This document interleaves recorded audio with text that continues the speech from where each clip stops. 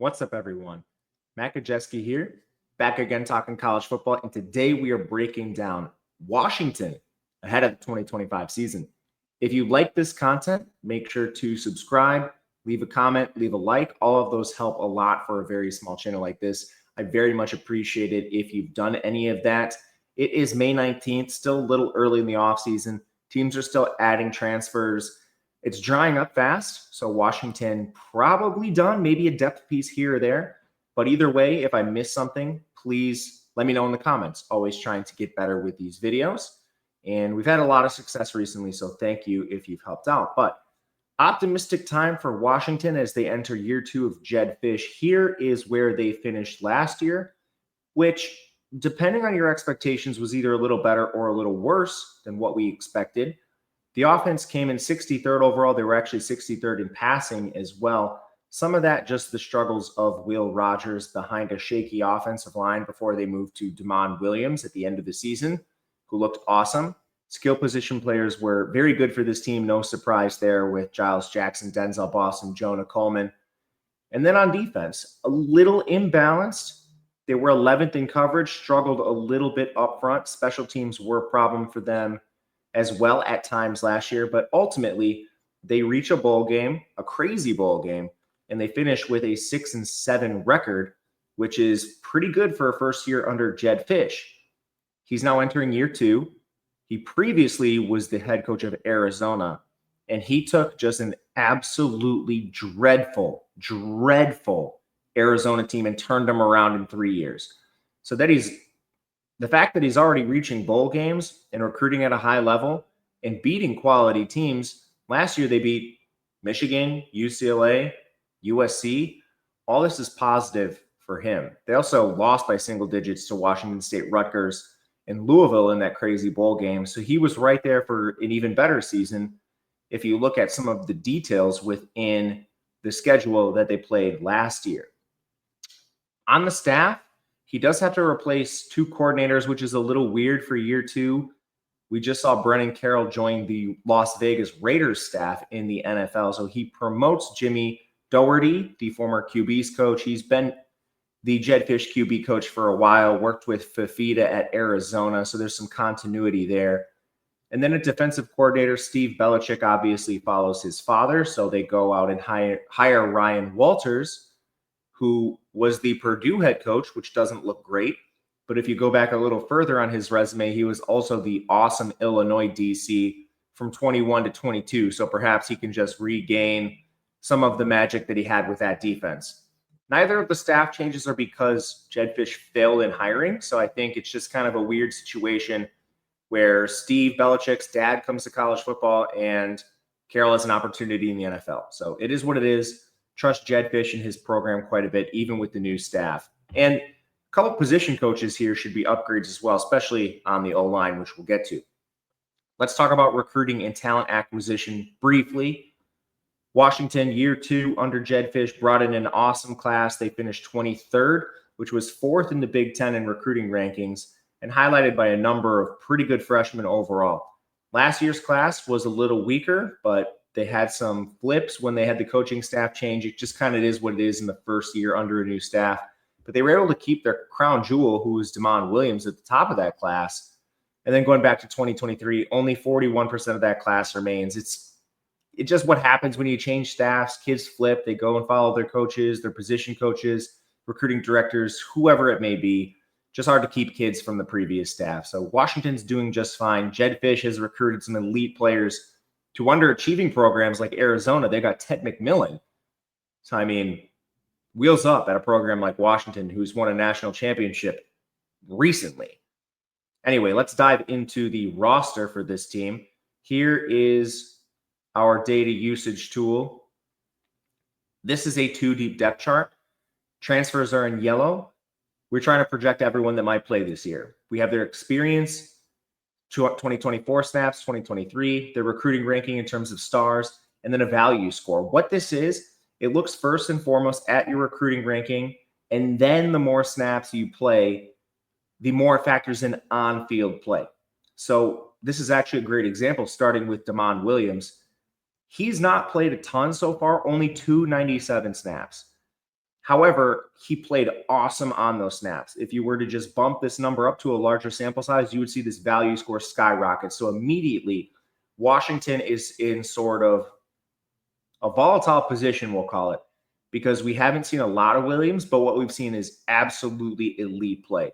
He's a 4-star sophomore, took over for Will Rogers late last year. One of the concerns with him is probably size. He's 5'11", 187 pounds.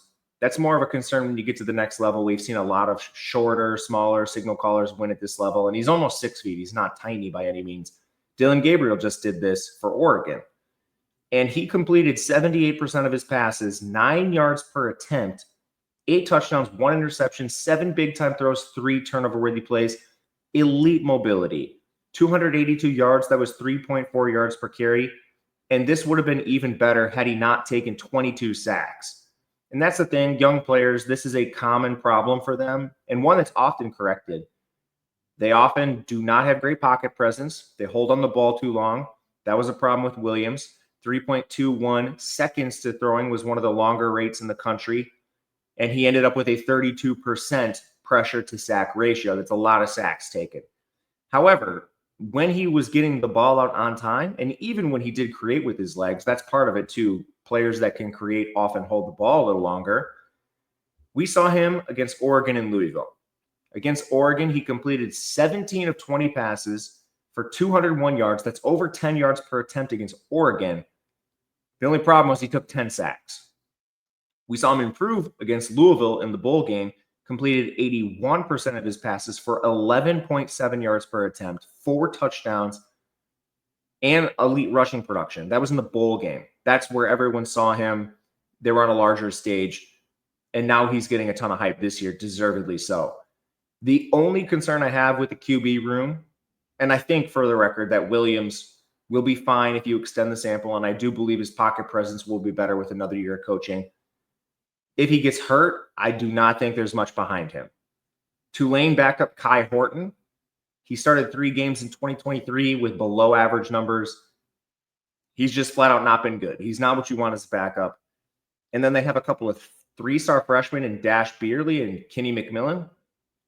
They need Williams to stay healthy. That's the same thing with most teams. I'm not breaking any news there that Williams needs to stay healthy for Washington to achieve their ceiling, which is very high. They have an extremely talented QB. And my goodness, are his skill position players in a good spot. Jonah Coleman at running back is perhaps the most underrated running back in the country. And I don't know if this is just Washington playing on the West Coast. Last year, they're in the shadow of Oregon, who is probably the premier West Coast team. But Jonah Coleman rushes for over 1,000 yards, 5.5 yards per carry, 10 touchdowns, 23 catches. He's now dropping weight. He was 230 last year. He had 1,053 yards. 833 of those yards came after contact. 67 forced missed tackles. In the beginning, we looked at the offensive line efficiency versus the rushing efficiency. This is how you get such a discrepancy. Jonah Coleman's often getting hit at the line of scrimmage, behind the line of scrimmage, and still breaking tackles and rushing for 1,000 yards. Just incredible efficiency with him. He's an awesome back, one of the most underrated backs in the country that people don't talk about as much as they should. Behind him, I think they'll be okay. They've had some weird situations, a couple transfers leaving, Tybo Rogers with his off-the-field stuff. So now it looks like sophomore Adam Muhammad is the backup. 193 yards on 42 carries for him. That's decent efficiency, caught 6 balls. They also have redshirt freshman, Jordan Washington, former 4-star, came in around 160. He's now up to 180. He's known as his speedster. And then they have freshman Julian McMahon, who's made a little noise this spring. This position is going to go as Coleman goes. They are deep enough to have change of pace backs, but Coleman up top, one of the best backs in the country. Wide receivers, where you start getting to replacements that need to be made. They lost 2 of their top 3 receivers in Giles Jackson and Jeremiah Hunter, but they do return Denzel Boston, who's this big-bodied perimeter receiver, 6'4", 209, 63 catches for 834 yards and 9 scores. 1.86 yards per route is very efficient. Boston is a fantastic place to start. Then they went out and added Omari Evans from Penn State, who's 6'1", 188. I was surprised how efficient Evans was last year. 21 catches, 415 yards, and 5 scores on the perimeter. 1.74 yards per route wasn't far behind what we saw at Denzel Boston. So great place to start. I don't know who their wide receiver 3 is. They rotated a lot of guys in camp, spring camp that is, because of injuries. Here are some candidates. Kevin Green Jr. should be back. He played a little bit in the slot for Arizona in 2023, but he got hurt last year. He also got hurt again this spring. So I don't know how much we see of him or how severe this is. It's kind of up in the air. He's a very small receiver at 155, so probably not a full-time player regardless. They have Rashid Williams back, who's a 4-star sophomore now. He had 11 catches last year, a big candidate to step up into a larger role. But if he starts, that would be 3 perimeter receivers. You would have to move someone inside. Not the worst idea anyway. Audric Harris is back. He caught 2 balls last year. But the real ceiling probably comes from these freshmen. They have 2 4-stars in Chris Lawson and Marcus Harris. Lawson's been the name that's come up more in the spring. But honestly, the name that's come up the most is not one of the 4-star freshmen. It's one of the 3-stars, Raiden Vines-Bright. He was the offensive MVP of the spring. So perhaps it's a 3-star freshman. They also have former 4-star Justice Williams. He's a big-bodied receiver, but his name has come up so infrequently. I'm a little worried about him at this point. Regardless, top 2 receivers put this room in an awesome spot. And then you have enough talent where whether it's injury or one player doesn't live up to expectation, there's enough names here in talent where they should be able to piece together a wide receiver 3, if not get very strong production. Tight end, they lose their main player in Kaleki Latu, but this position is surprisingly experienced. Former JUCO tight end Quentin Moore's back after getting hurt last year. He's basically been a rotational tight end through most of his career, but he's a strong blocker at 260. We just need him to get back to form now. But either way, they return sophomore Decker DeGraff. 244 snaps last year, 15 catches, excellent blocking. DeGraff is a breakout candidate. I think he might immediately eclipse Moore. But those are awesome players up top. And then they go out and bolster the position with USC transfer Cade Eldridge. He was only a freshman last year, did not play well when he was on the field, but a decent recruit, 250 pounds with good snaps, 246 there. He should get a chance to develop behind DeGraff and Moore if everyone is healthy. Biggest concern by far, offensive line. What do we get out of this? First and foremost, they're starting at the root of everything. New O-line coach, it's Michael Switzer. He was an analyst last year, but there's been a lot of hype on him coming out of spring, a lot of praise from the players. It can't get worse is what I'll say first and foremost. And they go out and they do add players right away. Carver Willis comes in from Kansas State. He's going to play left tackle. He played right tackle at Kansas State, but he's transitioned to the other side this spring. He has good production across the board, well above average, only allowed 14 pressures last year. No issues with Willis. Left guard, I think you're going to see redshirt freshman 4-star Paki Finau. Finau played 51 snaps last year, but he played 42 in the bowl game, allowed 3 pressures there, but run blocking was above average. He was a young player. He still is a young player. And he came into college underweight. He was about 270. Now, a lot of room for growth in the offseason. So I expect Finau just to be a little more polished as a prospect after coming in as a 4-star. That's offensive line in college is a position that requires a lot of transition, especially as you're just like in year 1 to year 2. So a lot of optimism for Finau as the former 4-star. Center is Landon Hatchett, I believe. He's basically played across the board last year. He played 591 snaps, but he played at least 148 of those at every interior position, including center, which is where we tentatively have him slotted in here. Kind of weak as a pass blocker, 22 pressures allowed, but good run blocking numbers. Young player, so a lot of optimism with the new coach. And that's kind of the undercurrents of all these players. Not trying to criticize. There's a reason they have a new offensive line coach. So if I say a player struggled, it's not that they're going to struggle again this year. Coaching matters a lot and growth year over year. There's a lot of optimism with this unit. Right guard is the position I'm not sure on. They do bring back Garion Hatchett. He went to Oklahoma last year after previously playing with Washington. I don't know. He played horrible against Temple in the one game he played last year. 3 pressures allowed at the center position. He's played guard. He played 264 snaps in 2023. He's never graded out well, never played a full-time role. So he's kind of a black box, but they do have options. I think this guard position, right guard, could be a spot you see four-star freshman John Mills. He's played a lot this spring. He's going to play at some point this year. I don't know if it's going to be swing tackle or if he's going to beat out one of the tackles or if he's going to just fill in at this guard spot because he's young. But I think he's going to play at some place this year. Guard is just the spot that has the least amount of answers, but don't be surprised if you see one of the tackles like Drew Azzopardi get moved around if John Mills just beats them out. He's a great player to have on this unit. And speaking of Azzopardi, the former San Diego State transfer, started at Washington. His pressures jumped from 9 to 29 in the Big Ten. I don't know. They also have Maximus McCree, who played a bit last year at right tackle. This was the biggest weakness on the team. And again, the offensive line coach may be able to get more out of this unit. Maybe you just turn right away to the freshman. I don't know. But there are a lot of depth pieces. On top of Mills, four-star sophomore Elisha Jacket is back. He was hurt last year. Four-star freshman interior player Champ Laulele, he's back, or I guess he's coming in. They have a couple three-star sophomores and Seon Fasolo and Zachary Henning, who both played a bit of experience. This unit can't be worse. My biggest question is, are they average or do they climb above that? It would be a pretty big jump, but the talent is there. It's a very talented offensive line that just has not lived up to expectations so far. Defense is nuanced. They are replacing a lot, especially in the secondary. Up front, they lost most of their D-line. The players that are back mostly played in rotation. This was a very injured unit, so we'll try to dig into it as much as we can. The first player to mention is Isaiah Ward, 375 snaps, 22 pressures, which is all solid. He's just a small player at 227. He was listed last year. I'd be curious to see what they list him at this year, but he's just not going to be a full-time player at that weight, more in a rotation. He is an Arizona transfer. He played better over there. He had 34 pressures at Arizona in his final season, so there is optimism. I think better in a rotation, but could play every snap at a pinch, I suppose. They also have Deshaun Lynch, 275 snaps. He's basically the opposite.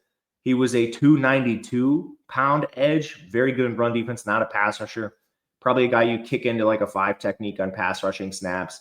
He's also a transfer, played his first 3 seasons with Sac State before playing in rotation with Washington last year. They also get back former walk-on Zach Durfee. He was injured last year, so he only got 140 snaps. Played well on them, though. And Jacob Lane is back. He's played about average over the last 2 seasons. And the only other guy to mention is Russell Davis II.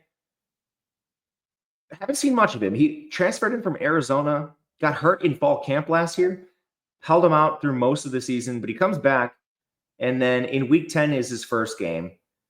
The best game he had was against UCLA, where he had 3 sacks, but he ended up getting hurt and they lost him for the season. He's played well every time he's gotten on the field. Just health has been a problem. So he's sort of a wild card for the position. As long as they can be healthier, it's going to be hard for them to be worse.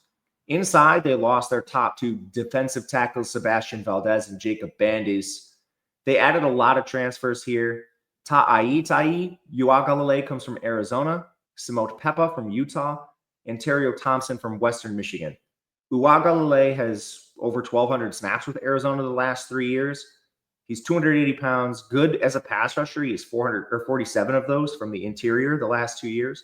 So he can double as sort of a 5 technique, maybe play on the edge. Pepa only played in rotation with Utah, 710 snaps the last 3 years combined. Took a little bit of a step back last year, played really well the 2 prior seasons, mainly as a run defender. And then Antario Thompson was originally with Iowa, but he transfers to Western Michigan. Played average in the MAC, so I think he's going to be more depth with Washington, but we will see.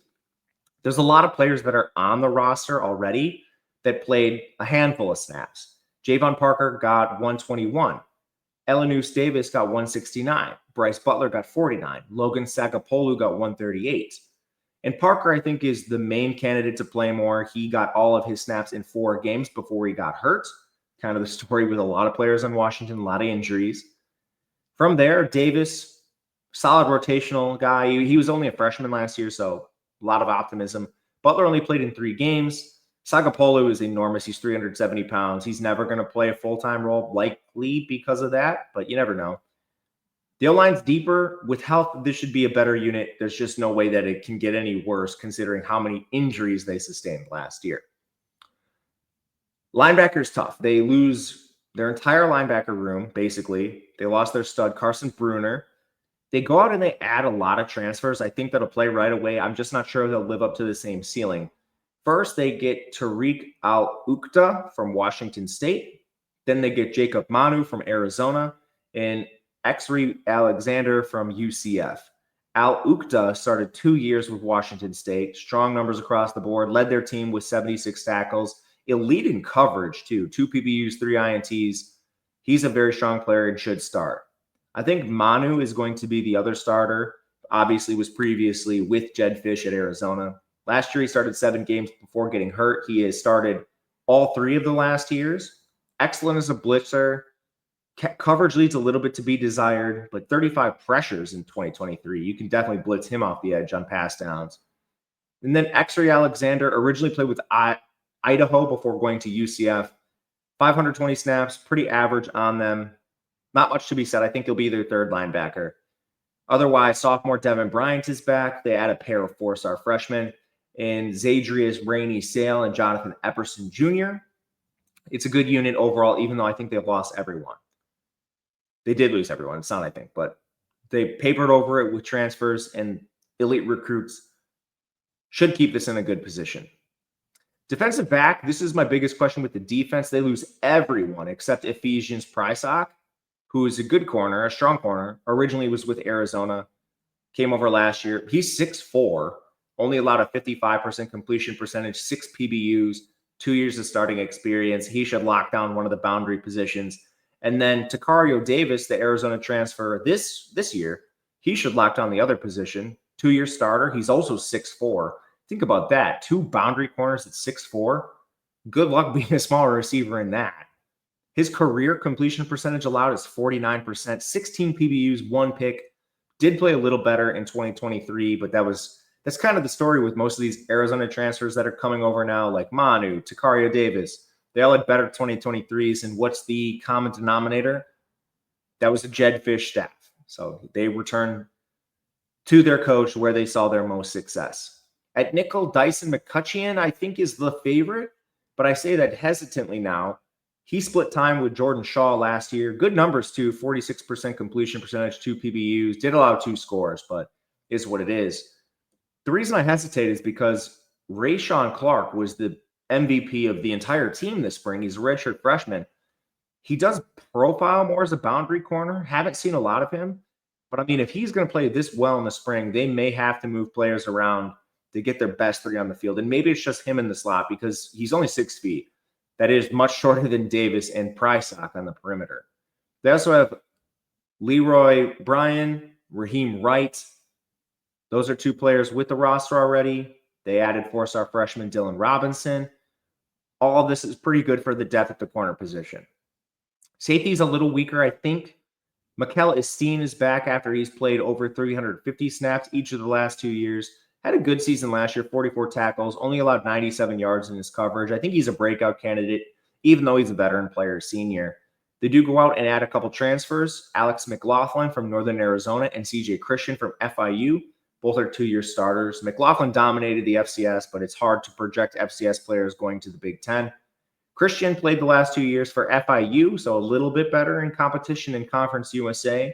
Only allowed a 64% completion, had 80 tackles too. And if it doesn't work, 4-star sophomore Vincent Holmes is still there. 4-star freshman Rylon Dillard Allen joins the team. It's not the worst unit overall, just a little weaker than corner at first glance. It's dependent on some lower level transfers. Special teams and kicking, Grady Gross is back for his 3rd season. He's only missed 1 extra point in 2 years out of 94 attempts, but he took a big step back kicking last year. Went 18 of 26 and was spraying field goals everywhere.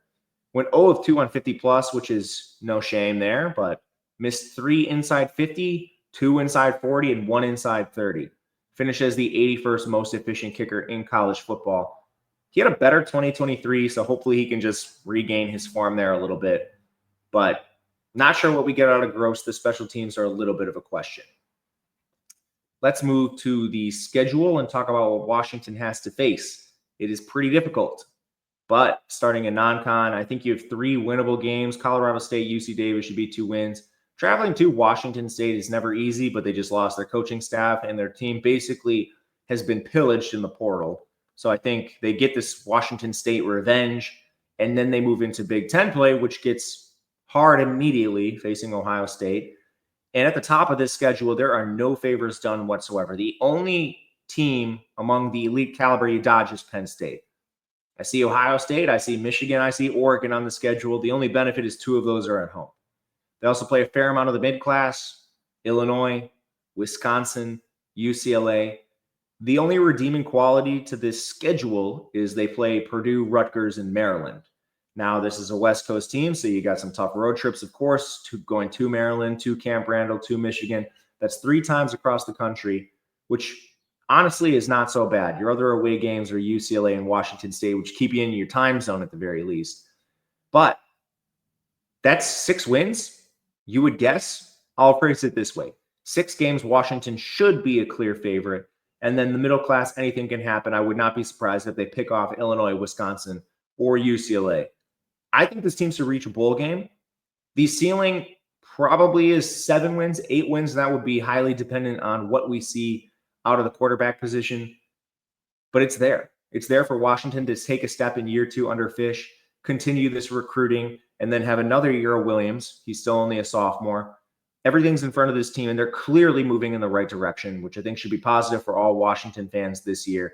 Just you got one of the toughest draws outside of maybe Wisconsin in the conference, which is always going to be brutal.